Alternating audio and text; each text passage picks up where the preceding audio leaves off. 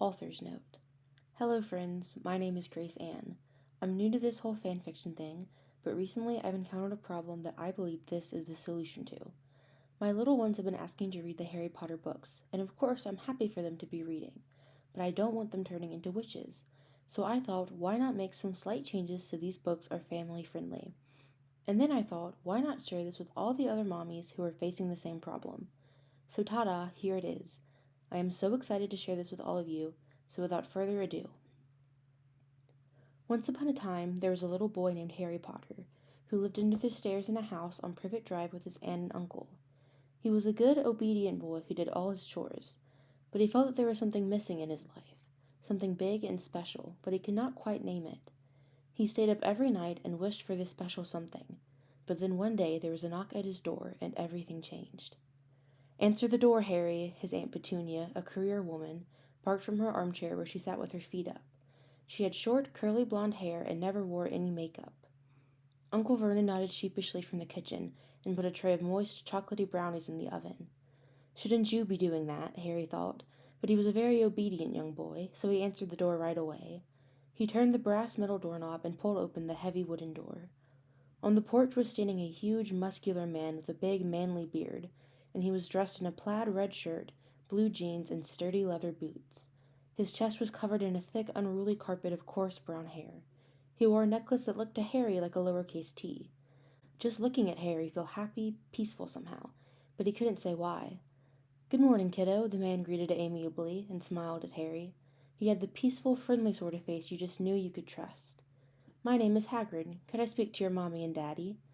"I don't have a mommy or daddy," Harry replied sadly, and looked at his raggedy old shoes that were blue. Perhaps that was why he felt so lonely, he thought, not for the first time. Maybe that was what he was missing, a mommy and daddy. But no, that was not quite right.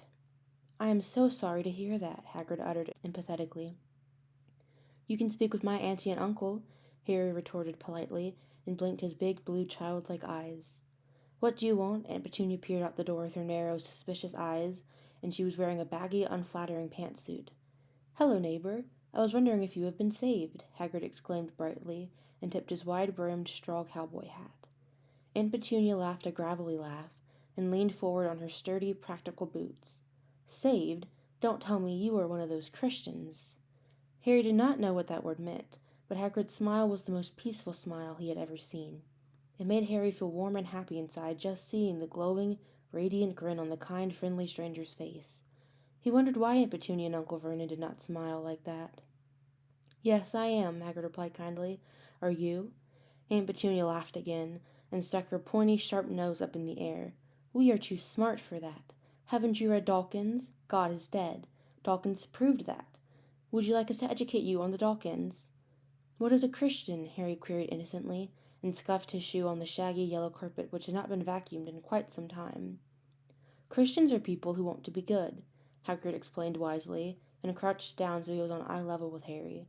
"We want to go to heaven after we die. Do you know what heaven is, Harry?" Harry shook his head, and his big eyes were wide and curious. "Heaven is a beautiful place where we can be with God." Aunt Petunia smacked her hands over Harry's young ears, and her voice was sickly sweet when she said, "Thank you very much for your concern, sir, but he does not need your religion. He has science and socialism and birthdays. Haven't you heard of evolution?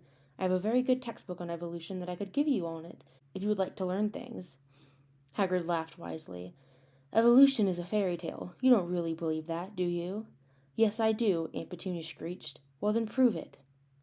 Aunt Petunia could only stare at him, and her big mouth hung open dumbly.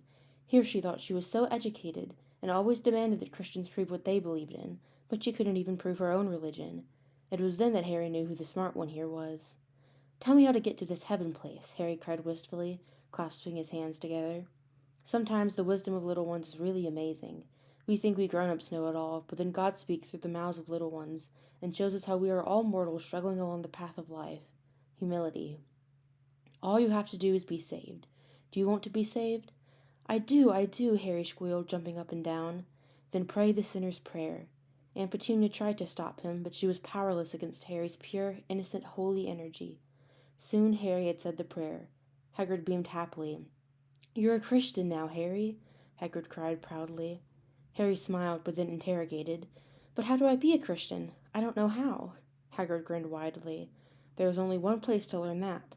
Hogwarts School of Prayer and Miracles. Author's note. So, what do you all think? I may not be a professional writer, but I think I'm being given the talent to pull this off in service of a greater mission. Blessings, Grace Ann.